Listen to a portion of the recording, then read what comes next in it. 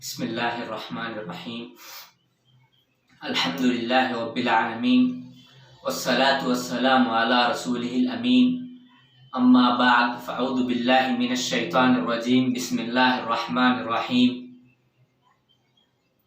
رب اشرح لی صدری ویسر لی امری واحلل عقدۃ من لسانی یفقهوا قولی رب زدنی علما۔ سب سے پہلے اللہ رب العالمین کا شکر ہے، ثانیاً رفیق کار کا بھی سپاسگزار کہ وہ میرے ان ویڈیوز کو، میرے تقاریر کو نشر کرنے کا کام اور اس پر ایڈیٹنگ کا کام ذمہ داری سے بخوبی نبھا رہے ہیں۔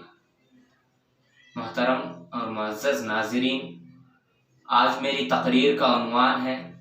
مسلمانوں کا اخلاقی بگاڑ۔ اسلامی اعمال و عبادات میں آج سب سے زیادہ مظلوم حسن اخلاق ہے۔ اس میں کوئی شک نہیں کہ موجودہ مسلمان ظلمات بعضها فوق بعض کے تحت تہ در تہ تاریکیوں میں پڑا ہوا ہے۔ وہ نماز نہیں پڑھتے، زکوٰۃ نہیں دیتے، روزہ نہیں رکھتے، علم کے لیے کوشش نہیں کرتے، لیکن حسن اخلاق کی مظلومیت اس سے دگنی ہے، کیونکہ آج اسلامی شریعت کے پابند، نماز کے پابند اور اسی طرح تعلیم یافتہ مسلمان بھی ایسے ہیں جو حسن اخلاق سے تہی دامن اور بے پرواہ نظر آتے ہیں۔ آج نمازی مل جائیں گے، زکوٰۃ دینے والے مل جائیں گے، روزہ رکھنے والے موجود ہیں، لیکن حسن اخلاق سے آراستہ لوگ چراغ لے کر ڈھونڈنے سے بھی نہیں ملتے۔ یہ اس امت مسلمہ کا المیہ ہے کہ اخلاقی بگاڑ اگر مہذب الفاظ میں کہا جائے تو اخلاقی بحران کا نتیجہ یہ ہوا کہ آج ہم امت مسلمہ کے وجود اور اس کے بقا کے لیے خطرہ ہے۔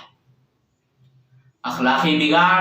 کسی ایک میدان، کسی ایک سطح یا کسی ایک طبقے میں نہیں، بلکہ ہر میدان میں، چاہے سیاسی ہو یا معاشرتی، اور ہر طبقے میں، چاہے اہل علم ہو یا عوام،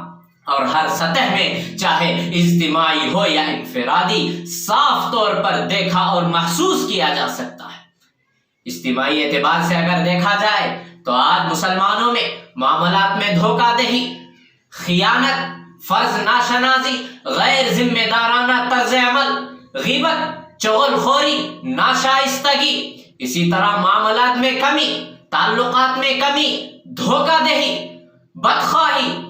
خود غرضی، مفاد پرستی، نہ جانے ایسے کتنے عناوین ہیں جو آج ہم مسلمانوں میں دیکھے جا سکتے۔ اگر انفرادی اعتبار سے دیکھا جائے تو آج مسلمانوں میں قول و عمل میں تضاد، نفاق، بدضابطگی، بے ضابطگی، بد نظمی، یہ سب نمایاں عناوین ہیں۔ اس کی وجہ سے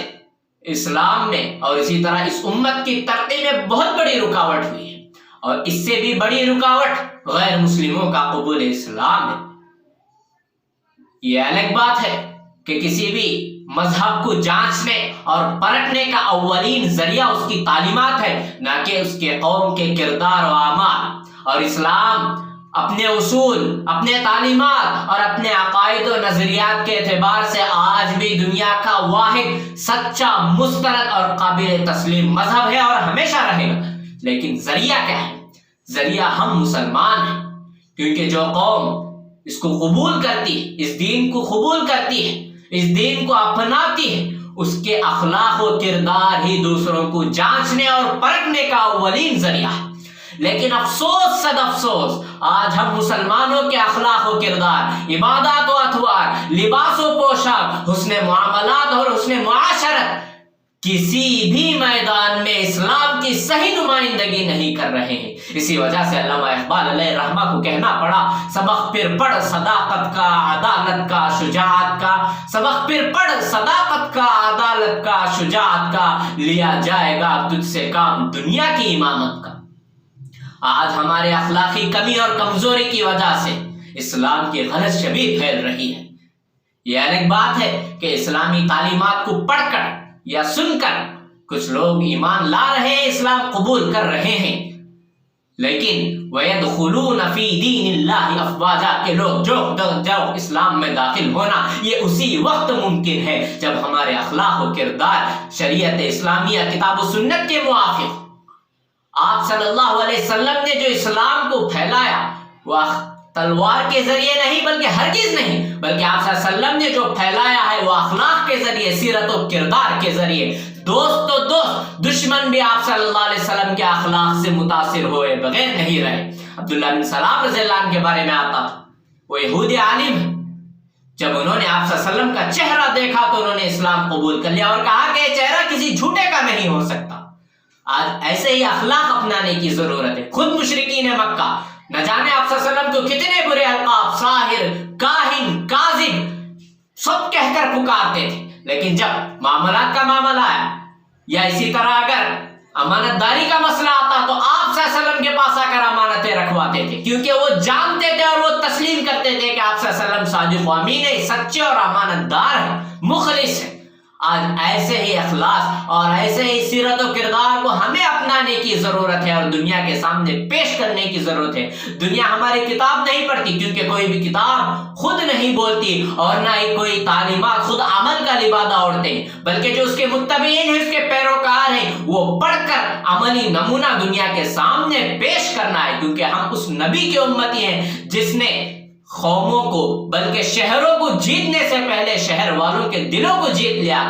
ہم کو چاہیے کہ ہم بھی ایسے ہی اخلاق اپنائیں، سیرت و کردار ہمارے ایسے ہو کہ سامنے والا دیکھ کر بولے کہ یہ مسلمان ہے، دھوکہ نہیں دیتا، یہ مسلمان ہے، یہ جھوٹ نہیں بولتا، یہ مسلمان ہے، یہ وعدہ خلافی نہیں کرتا، یہ مسلمان ہے، یہ سچا ہے، پکا ہے، معاملات میں برابر کھڑا ہے اور اس سے کمی پیشی نہیں ہو سکتی۔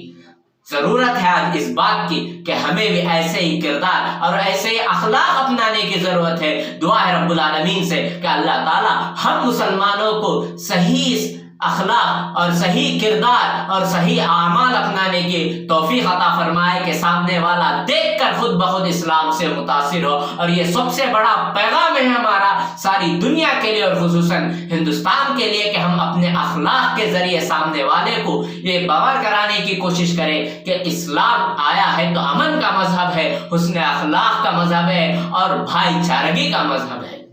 اللہ تعالیٰ سے دعا ہے کہ اللہ تعالیٰ ہمیں اس کی توفیق عطا فرمائے۔ اقول قولی ھذا استغفر اللہ لی ولکم ولسائر المسلمین۔ السلام علیکم ورحمۃ اللہ وبرکاتہ۔